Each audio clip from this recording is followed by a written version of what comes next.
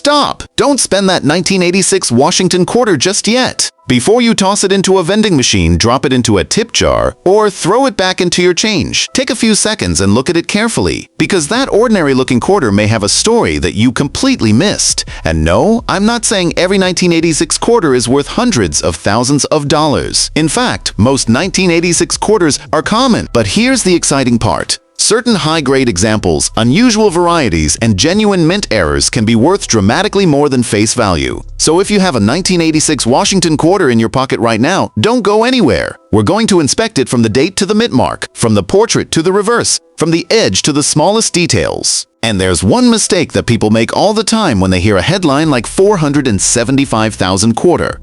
They assume every coin with the same date is worth the same amount. That's not how coin collecting works. The exact characteristics of the exact coin are what matter. So let's find out what you actually have. First, take your 1986 quarter and hold it under good lighting. Don't use a dark room. Don't rush. You want to see the surfaces clearly? Now look at the front of the coin. You should see George Washington facing left. Look underneath his portrait and find the date. Is it clearly 1986? Good. Now stop right there. Don't assume the date alone makes this coin rare.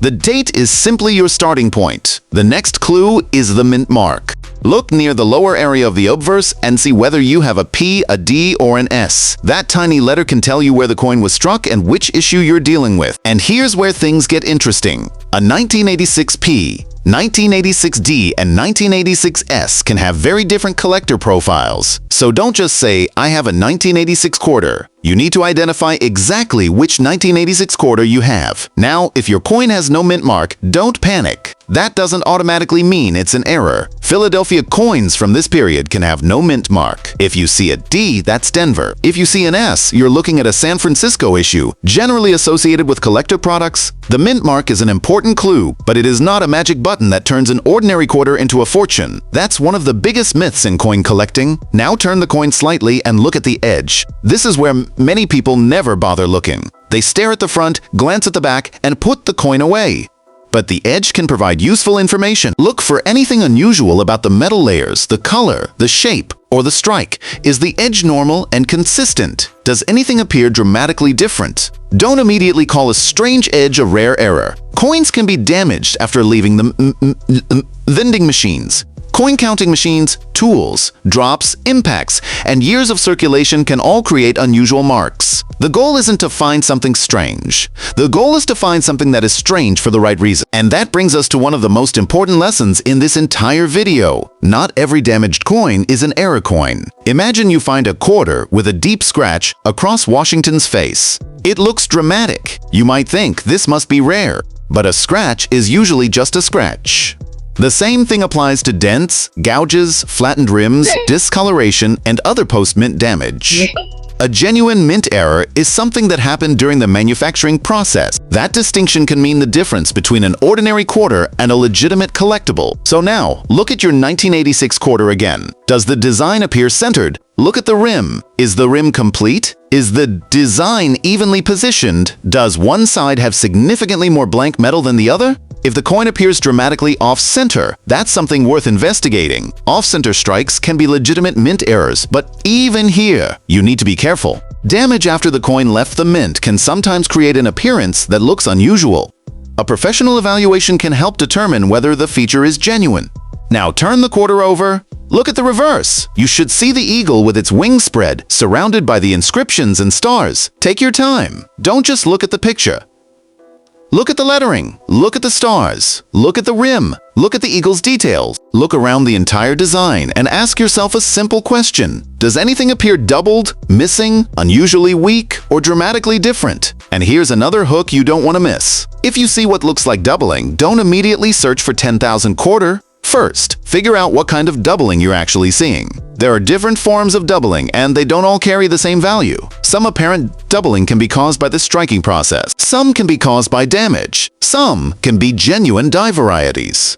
The important thing is understanding the difference. A true double die variety is created during the die-making process and can be collectible, but mechanical or strike-related doubling can look similar to the untrained eye and may have little premium. That's why a close-up photograph and professional comparison can be much more useful than simply looking at the coin from a distance. Now let's talk about condition, because this is where the story changes dramatically. Imagine you have two 1986 Washington quarters. Both have the same date, both have the same mint mark, both have the same basic design. But one coin has been circulating for years. It has scratches, contact marks, dull surfaces, and noticeable wear. The other coin is incredibly sharp. Washington's hair and facial details are crisp. The reverse is clean. The surfaces are attractive. There are very few marks. Which one would collectors want more? The second one. That's because condition matters. A common date can sometimes become much more interesting in exceptionally high grades. Professional grading companies examine coins and assign grades based on their preservation. And when you get into very high mint state grades, even tiny marks can matter.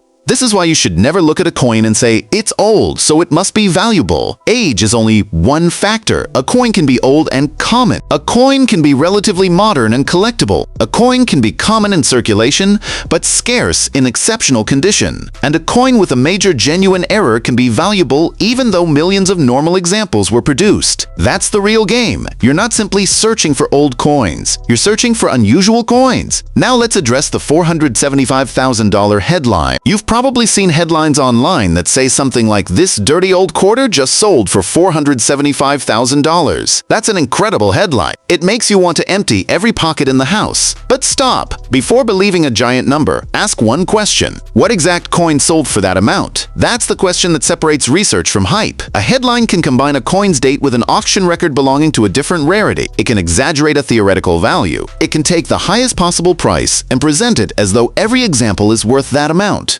And sometimes people repeat the same claim so many times that it starts to sound true. But repetition isn't proof. For the 1986 Washington quarter, verified auction records show that exceptional coins can bring significant premiums. For example, PCGS lists an auction record of $2,880 for a 1986p Washington quarter graded MS67. That's a real documented result. But notice how specific it is: 1986p, MS67, and professionally certified. That's very different from saying every 1986 quarter is worth thousands. And that is exactly why you should inspect your own coin carefully. Now look at your mint mark again. If you have a 1986D, don't assume it's automatically rare, but condition can matter. PCGS auction data includes 1986D examples selling for different amounts depending on grade and certification, with high-grade pieces receiving stronger premiums. This is an important lesson. The coin's value isn't created by the date alone. It's created by the combination.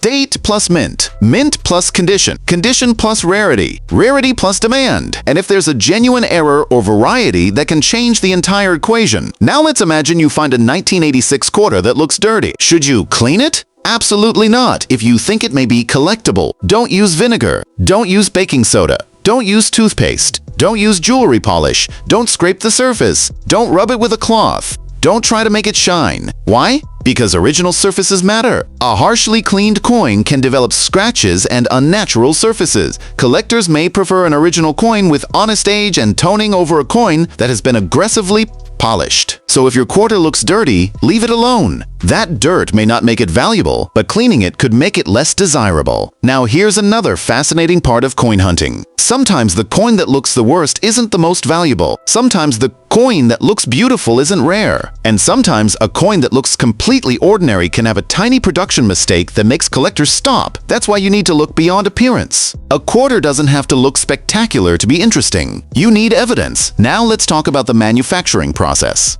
Before a quarter ever reaches your pocket, the mint has to prepare metal blanks, create dies, feed planchettes into presses, strike the coins, inspect them, and move them into distribution. There are many steps, and whenever a large manufacturing process is involved, mistakes can happen.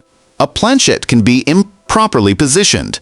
A die can have a problem. A coin can be struck incorrectly. A planchette can have an unusual shape. A wrong planchette can occasionally be used, and these kinds of genuine mint errors can become highly collectible. But here's the important part. A valuable error usually has a story that makes sense. You should be able to explain how the error could have happened during production. That's why experienced collectors don't simply say, "This looks weird." They ask, "Why does it look weird?" That is a much better question. Now take your 1986 quarter and look for a possible clipped edge. Does part of the coin appear smoothly missing? Or does it look crushed, scratched, or cut? A genuine clipped planchet can have characteristics consistent with a production error, but post-mint damage can create shapes that look suspiciously similar. Again, don't guess, compare, research, authenticate. Now let's talk about broad strikes and off-center strikes. A broad strike can occur when a coin is struck without being properly contained by the collar. That can cause the coin to spread beyond the normal shape. An off-center strike can occur when the planchet isn't properly centered during striking. These errors can be fascinating, and if your 1986 quarter has a dramatic example, it may deserve a closer look. But remember, severity, authenticity, condition, and collector demand all matter. A tiny irregularity isn't necessarily worth hundreds. A major authenticated error can be a different story. Now, here's another thing you should check. The lettering. Look closely at Liberty. Look at "In God We Trust." Look at the date. Look at the reverse inscriptions. Do any letters look doubled? Do any letters appear unusually weak? Is there a strange shape that repeats across multiple examples of the same issue? If you see something interesting, don't immediately celebrate. Take a sharp photo, use magnification, compare it with known example, and if necessary, ask a specialist. Because the more valuable the potential claim, the more important authentication becomes. Now let's talk about the idea of a dirty old quarter. Why do dirty coins get so much attention online? Because they look mysterious. A dirty coin feels like it has been hiding a secret, and sometimes old coins do have interesting stories. But dirt itself doesn't create rarity. A normal 1986 quarter covered in dirt is still normally just a normal quarter. The exciting possibility is that the coin was overlooked because nobody bothered to inspect it. That's the real hook, not the dirt, the hidden detail. Imagine someone receives a quarter in change. They see it's dirty, they don't care. They spend it, another person receives the same quarter. They see the date. They notice something unusual. They stop. They inspect the mint mark. They inspect the edge. They examine the strike, and suddenly they have a reason to investigate. That's how coin hunting works. It's about paying attention. Now let's discuss what happens if you think you've found something. Don't immediately take it to the first person who offers to buy old coins. Don't let someone pressure you. Don't say, "I don't know what this is, so I'll take whatever you offer." First, identify it. Take photographs, record the weight, check the dimensions if you can do so accurately. Search reputable references, compare auction records for the same variety and grade. Then consider professional authentication. That process protects you. And it can also protect the coin. Now let's talk about auction records. An auction record is exactly that, a recorded sale of a specific coin. It is not a guarantee that every similar coin will sell for the same amount. Prices can change, the grade can be different, the variety can be different, the buyer pool can be different, the market can be different. So if you see a 1986 quarter that sold for a high amount, don't automatically assume yours is worth the same. Find out why. What was the grade? Was it certified? Was it a major error? Was it a rare variety? Was it a proof? Was it an unusual planchet?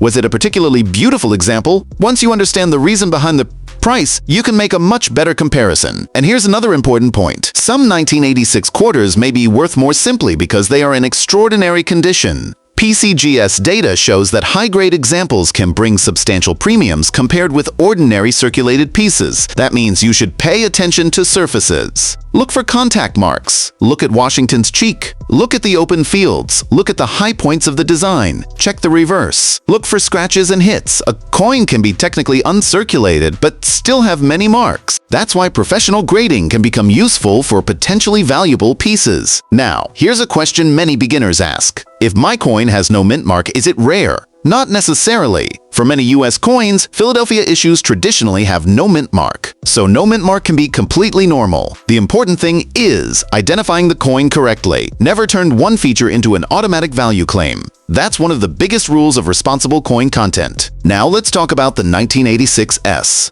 San Francisco coins can be associated with collector issues, including proof coins. If you find an S mint coin, look carefully at its surfaces and strike. Proof coins can have a different appearance from normal circulation strikes, including sharper details and reflective or specially prepared surfaces. But once again, don't assume that every S-Mint coin is worth a fortune. You need to identify exactly what you have. And if you find a proof coin in circulation, that can certainly be an interesting discovery, but the exact value depends on the issue and condition. Now let's get back to errors. One of the most exciting possibilities is a wrong planchet error.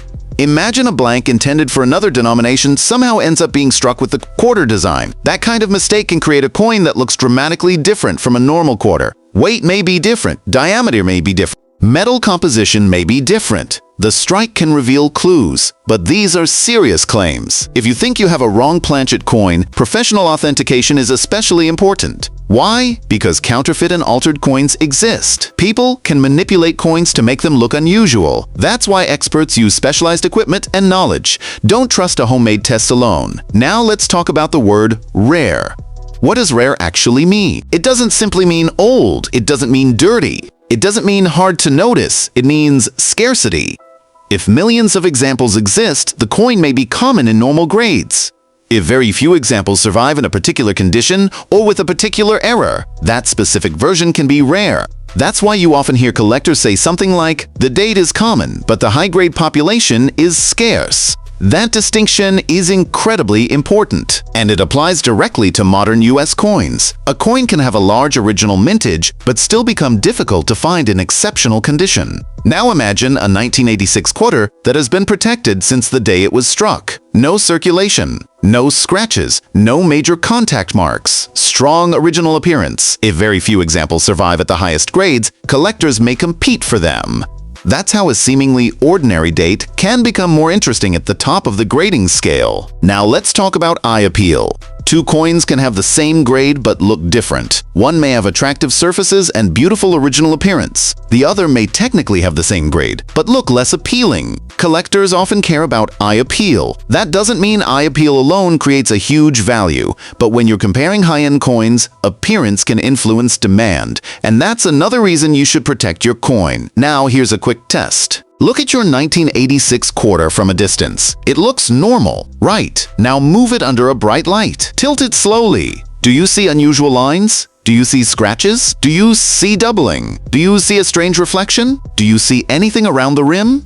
This simple change in lighting can reveal details you didn't notice before. But remember, not every line you see is a mint error. Coins are covered with microscopic marks. That's normal. The question is whether the feature has the characteristics of a recognized variety or error. Now let's talk about the biggest misconception of all. Some people believe a coin becomes valuable because someone says it is worth a huge amount. No, value is established by the market. Collectors, dealers, auction results, certification, rarity, demand, and condition. A social media post can claim anything. A video title can claim anything. A thumbnail can claim anything. But the coin itself doesn't care about the headline. The coin has to actually possess the characteristics that collectors value. That's why this video is not about promising you a $475,000 payday. It's about teaching you what to look for. Because if you really find something special, you'll know why it is special. And that's much more powerful. Now let's imagine you have a 1986 P quarter. You check the date, you check the mint mark, you inspect the reverse. Everything looks normal. Don't be disappointed. You may simply have a normal quarter. And that's okay. Put it aside if you enjoy collecting it. Maybe it has sentimental value. Maybe it reminds you of a particular year. Maybe it came from a family member. Coins don't need to be worth thousands to be worth keeping. But if you see a feature that genuinely doesn't belong, investigate it. Now imagine you have a 1986 D. You check it. You notice the coin is unusually sharp, very few marks, excellent surfaces. That's when condition becomes important. You may want to compare it with certified high-grade examples. PCGS auction records show that high-grade 1986 D examples have sold for significantly more than face value, with individual results varying substantially by grade and certification. That doesn't mean your coin is automatically valuable. It means condition can matter, and that is exactly why you should inspect your coins before spending them. Now here's something else that can make a coin more interesting. A major error can sometimes be more important than condition. Imagine two quarters. One is a normal MS-67. The other is a dramatic, authenticated mint error in a lower grade.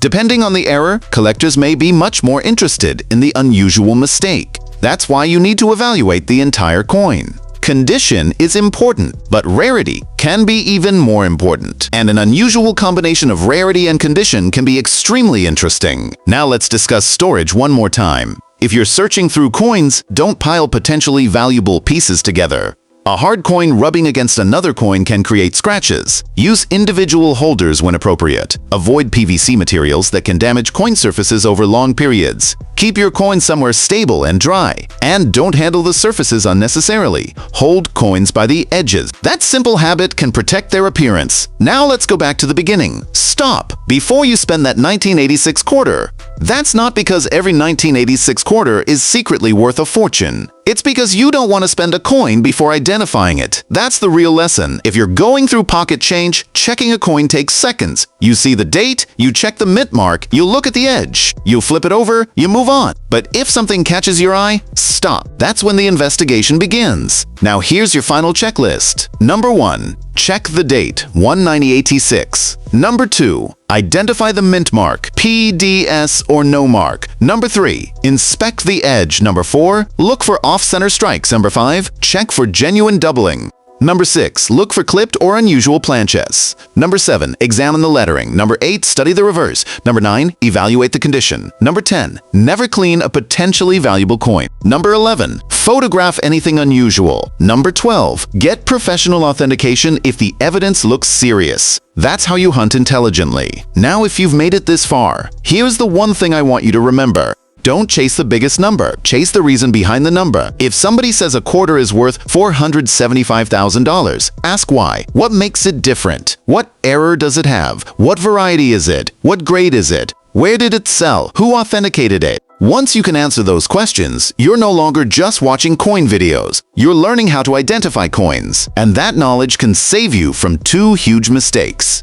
The first mistake is throwing away or spending something valuable. The second mistake is paying too much for something that isn't rare. Both happen every day, so be careful, be curious, and always verify. Now take another look at your 1986 Washington quarter. Maybe it's ordinary. Maybe it's a nice circulated example. Maybe it's an unusually high-grade coin. Maybe it has a legitimate error. Maybe it has a variety you didn't know existed. You won't know until you check. And that's why coin hunting is so much fun. Because the coin doesn't have to look spectacular. It just has to be different. And sometimes the difference is incredibly small. A tiny minting mistake, a subtle design feature, a strange edge, a rare strike, a scarce high-grade survivor, something that most people would completely overlook. So don't spend first and investigate later. Investigate first, then decide. Because the next time a quarter lands in your hand, you may be holding nothing more than 25 cents. Or you may be holding a coin with a story worth discovering. And remember, a giant price in a headline does not make your coin valuable. The characteristics of your exact coin do.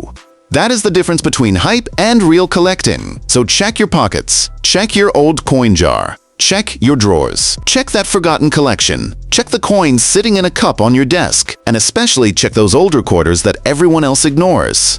Look at the date. Look at the mint mark. Look at the edge. Look at the strike. Look at the surfaces. And if something doesn't look right, don't ignore it. Stop. Take a picture, do your research, protect the coin, and get an expert opinion because you never know what you might discover. Maybe your 1986 quarter will turn out to be completely ordinary, and that's perfectly fine. But maybe you'll find a genuine error. Maybe you'll find an exceptionally preserved example. Maybe you'll discover a variety that deserves a closer look. And maybe, just maybe, you'll understand why collectors spend years studying coins that most people would casually spend without a second thought. That's the real treasure.